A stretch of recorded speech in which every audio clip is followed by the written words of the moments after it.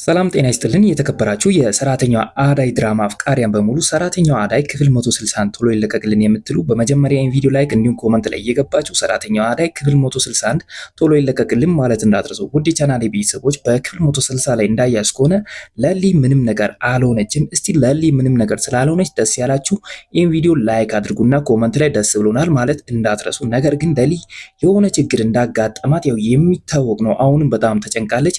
ያንን ነገር እንግዲህ ግልጽ አላደረገችም። ቢሆንም ግን ውድ የቻናሌ ቤተሰቦች ለሊን የሆነ ነገር ገጥሟታል። እንደኔ ሀሳብ ከሆነ ለሊ የሆነ ተስፋ ያስቆረጣት ነገር ያለ ይመስለኛል። ያም ነገር ምንድነው ካላችሁ እንግዲህ ህመም ነው እንዳልን እንግዲህ ያው መናገር አልፈለገችም። እናም በዛ ያንን በተመለከተ እንግዲህ አዳይም እሷን ለማወጣጣት ብዙ ሞክራ ነበር።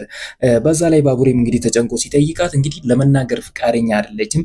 እንደኔ ሀሳብ ከሆነ ይሄ ነገር ፍቅር ሳይሆን አይቀርም። እንግዲህ ባቡሬ ሌላ ሰው አፍቅሯል ብላ አስባ ሊሆንም ይችላል የሚል ጥርጣሬ አለኝ። እስቲ እናንተስ ምን ትላላችሁ? ሀሳብ አስተያየታችሁን ኮመንት ላይ አስቀምጡና በቀጣይ ክፍል ምን እንደሚፈጠር አብረን የምናየው ይሆናል። እናም አዳይም እንግዲህ ይህን ነገር ለማረጋገጥ እንግዲህ ዶክተሩ ጋር ሄዳ ነበር። ባቡሬ በበኩሉ እንግዲህ ይህን ነገር ለማወቅ እንግዲህ እየታገለ ነበር። ብዙ መረጃዎችን ከክፍሏ እየፈለገ ነበር ፊልሙ የተቋረጠው። ውድ ቻናሌ ቤተሰቦች እስቲ ያው ፍቅርም ሊሆን ይችላል። ስለዚህ ባቡሬ እንግዲህ እሷን ተጠግቶ ለለሊ ፍቅሯን ቢገልጽላት ሁሉም ነገር እንግዲህ የሚቀላት እየመሰለኝ ነው። እስቲ እናንተ ሳይመስላችሁ? ከመሰላችሁ ሀሳብ አስተያየታችሁን ኮመንት ላይ አስቀምጡልና ችግሩ ይሄ ነው በማለት እንግዲህ የእናንተ ማስተያየት ምን እንደሚመስል ኮመንት ላይ ብታስቀምጡልን ደስ ይለናል። ሌላው ደግሞ አንድ ደስ ያለኝ ነገር ደግሞ በክፍል 159 ላይ እንዳያችሁ ከሆነ ዳኒ አሹን ለመውጋት እንግዲህ ተጠግቶ ነበር። ነገር ግን በክፍል 160 ላይ ምን ይፈጠር ይሁን ብለን ጠብቀን ነበር። በክፍል 160 ላይ እንዳየነው ከሆነ አሹን ዳኒ አልወጋውም። ዳኒ እንግዲህ አሹን ለመውጋት እንግዲህ ሞክሮ ነበር፣ ነገር ግን አልተሳካለትም። አሹ ስለተረፈ ደስ ያላችሁ ኮመንት ላይ እየገባችሁ ደስ ብሎናል ማለት እንዳትረሱ። እንደኔ ሀሳብ ከሆነ እንግዲህ አሹ የዋዛ ሰው አይመስለኝም። እንግዲህ አሹ የሚዬ ልጅ አሹ ቀብራራው ጀግና ነው የምትሉ ኮመንት ላይ የገባችሁ አሹ የሚዬ ልጅ ጀግና ነው ማለት እንዳትረሱ። እንግዲህ አሹ ማንም የሚችለው አይመስለኝም። እንደኔ ሀሳብ ከሆነ ዳኒ እንግዲህ እወገዋለሁ በማለት ነበር የመጣው፣ ነገር ግን አልተሳካለትም። ስላልተሳካለት እስቲ ደስ ያላችሁ ኮመንት ላይ ደስ ብሎናል ማለት እንዳትረሱ። እንግዲህ ዳኒ እንደለመደው አሁንም መንገድ ላይ እየሄደ እንግዲህ ሸኪዳን የዳይመንዶን ሸኪዳን ይነካታል። ድንገት እነሱ እየተጣሉ እያለ እንግዲህ ዳይመንዶ ይደርሳል። ነገሩን ሲያጣራ እንግዲህ እሱ በእሷ ላይ እንደገባ እንደተረዳ እንግዲህ ዳይመንዶ እንግዲህ ዳንን አፈር ያብለዋል። እስቲ በዚህ ነገር ደስ ያላችሁ ደስ ብሎናል ማለት እንዳትረሱ። ይሄ ልጅ በሰው ልጅ እንዳይሞት ነው የሚፈራው። እንግዲህ አሹም አፈር ነበር ያበለው። በዛ ላይ ደግሞ አሁን ዳይመንዶም ልክ እንደ አሹ ነበር የሰራው። በጣም ነበር ደስ ያለው። እንግዲህ ዳኒ በሰዎች ላይ እንደዛ መሆኑን ቢያቆም አሪፍ ይመስለኛል። እስቲ እናንተስ ምን ትላላችሁ? ሀሳብ አስተያየታችሁን ኮመንት ላይ አስቀምጡና በቀጣይ ክፍል እስቲ ዳኒም ያው ጸባዩን አሻሽሎ ይመጣል የሚል ተስፋ አለኝ። እስቲ እናንተስ እስቲ ምን ትላላችሁ? ሀሳባችሁን ኮመንት ላይ አስቀምጡልን። እናም ደግሞ አንድ በጣም ግራ የገባን ነገር የአሹና ሮማን ነገር ነው። እንግዲህ አሹና ሮማን ሳይዋደዱ ሳይፋቀሩ አይቀርም። በክፍል 160 ላይ እንግዲህ አሹም እንግዲህ ሮማንን እያስጨንቃት ነበር። ሁሉ ነገርሽ ተቀይሮብኛል፣ ምን ሆነሽ ነው? ምን አጋጥሞሽ ነው? ምን ሆነሽ ነው? በማለት እንግዲህ በተደጋጋሚ እየጠየቃት ነበር። ነገር ግን ሮማን ልትናገረው በፍጹም ፍቃደኛ አልነበረችም። እንደኔ ሀሳብ ከሆነ እንግዲህ ሮማን እንግዲህ አሁን ላይ ወደ ራሷ ተመልሳ አሹም እንደሚያፈቅራት እንግዲህ ሳትጠረጥር አትቀርም። የሆነ ነገር አሹ ጋር የሆነ ስሜት እንዳለ እንግዲህ ሳታውቅ አትቀርም የሚል ያው ሀሳብ አለኝ። እስቲ እናንተስ ምን ትላላችሁ?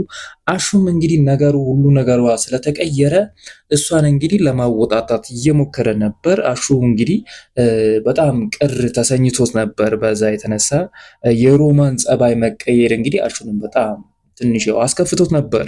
ቢሆንም ግን ሮማን አሁን ላይ አሹ ያፈቅረኛል ብላ ስለምታስብ እሷ ጋርም የሆነ ስሜት ሳይፈጠር አይቀርም የሚል ጥርጣሬ አለኝ። እናንተ ሳይመስላችሁ?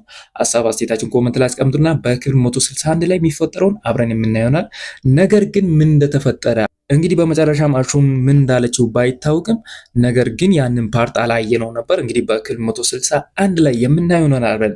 ቢሆንም ግን አሁን ላይ አሹና ሮማን አንድ ላይ ይጣመሩ የምትሉ ኮመንት ላይ እየገባችሁ ቢጣመሩ ማለት እንዳትረሱ። እናም ሌላኛውና አንድ በጣም አስከፊ የሆነው ነገር የቅምጥል ሁኔታ ነው። ቅምጥል በጣም ግራ እያጋባችው ነው። እንግዲህ ኪንጎ በቅምጥል ሁኔታ በጣም ተረብሾ ነበር። ሁሉ ነገሯ በጣም ተቀይሯል። ምን አጥፍቼ ነው በማለት እንግዲህ በተደጋጋሚ ይቅርታ ቢጠይቃትም እንዲሁ በቀላሉ ይቅርታ ብለኝ ይቅርታ አላደርግልህም ስትለው ነበር።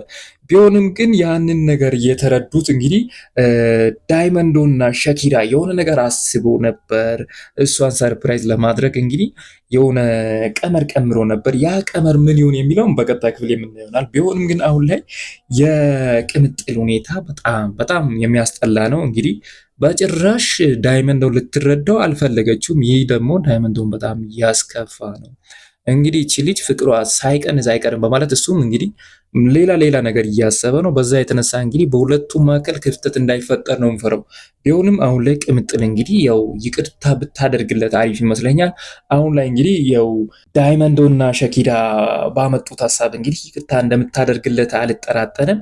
በዚሁ ይቅርታ ካላደረገችለት እንግዲህ እቺ ልጅ በቀላሉ የምትመለስ ልጅ አይደለችም። ኪንጎም እንግዲህ ቢተዋት እላለሁ እንደኔ ሀሳብ ከሆነ በአሁኑ ዳይመንዶና ሸኪራ ባመጡት ሀሳብም ይቅር ካላለችው ቢተዋት በጣም አሪፍ ነው ለኪንጎ። ኪንጎ በጣም እየተጨናነቀ ነው። በዛ ላይ እንግዲህ የቅምጥል ወንድምን ባቡሬም እየመጣ እንግዲህ እህቴን በጣም እያስከፋት ነው በማለት እንግዲህ እሱንም ያው እያስፈራራው ነው ማለት ይቻላል። ቢሆንም ግን ባቡሬም ይህን ነገር ማድረጉ ተገቢ አይደለም። ምክንያቱም ኪንጎ እንግዲህ እህቱን ለማስደሰት ብዙ ነገር ሞክሮ ነበር፣ አልተሳካውም። ስለዚህ ይህን ነገር ባቡሬም ያው ባይጫነው አሪፍ ይመስለኛል። ሁለቱ ተስማምተው አንድ ላይ ቢሆኑ እላለሁ።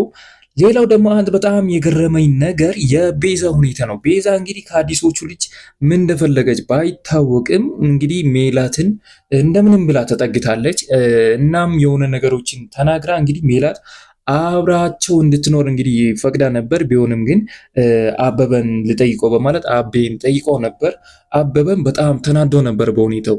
ለእኛ አከራይታ እንዴት ከኛ ጋር ልኑር ትላለች? የሶስት ወር ኪራይ ተቀብላ እንዴት ነው ከኛ ጋር የምትኖረው በማለት በጣም ተናዶ ነበር። እስቲ አበበ ይመቸው፣ አበበ በዛው ሀሳብ ጸንቶ እንዲቆይ እስቲ የምትፈልጉ አበበ በዛው ሀሳብ ቢጸና አሪፍ ነው ማለት እንዳትረሱ። ምክንያቱም ቤዛ ያሰበችው ነገር አለ እንጂ እንዲሁ በቀላሉ እነሱ ጋር አትጠጋም። ያሰበችውን ነገር ቢኖር ነው እንጂ እንዲሁ በቀላሉ እንግዲህ እነሱን ለመጉዳት ያሰበችው ነገር ያለ እየመሰለኝ ነው። እናንተ ዛ አይመስላችሁ? ሀሳብ አስተያየታችሁን ኮመንት ላይ አስቀምጡልኝ። ቢሆንም ግን አበበ በጣም በሁኔታው በጣም ተረብሾ ነበር፣ በጣም ተናዶ ነበር። እናም በመጨረሻም እንግዲህ ያው ሜላትን ላለማስከፋት ብሎ እሺ እንዳይል ነው የሚፈረው። እሺ ካለ እንግዲህ ያው እንግዲህ ቤዛም በሁለቱ መካከል እንደምትገባ አልጠራጠርም፣ ሁለቱንም እንደምታፋታ አልጠራጠርም። ያሰበችው ነገር ቢኖር ነው እንጂ እንዲሁ ዝም ብላ እዚሁ ልኑር እንዴ ብላ እንግዲህ ያንን ሀሳብ ለሜላትም አትናገርም የሚል ሀሳብ አለኝ። እስቲ እናንተስ ምን ትላላችሁ? ሀሳብ አስተያየታችሁን ኮመንት ላይ አስቀምጡና በክፍል 161 ላይ ምንድነው የሚፈጠረው የሚለውን አብረን የምናያለን። ውድ የቻናል ቤተሰቦች ለዚህ ቻናል አዲስ ከሆኑ ሰብስክራይብ እንደተለመደው ይህን ቪዲዮ ላይክ እንዲሁም ለብዙ ሰው እንዲደርስ ሼር ማድረግ እንዳትረሱ እያልኩ እንግዲህ እኔ ከወዲሁ ልሰናበታችሁ። ሁላችሁም በያላችሁበት መልካም ጊዜ ይሁንላችሁ እያልኩ ቻው ቻው።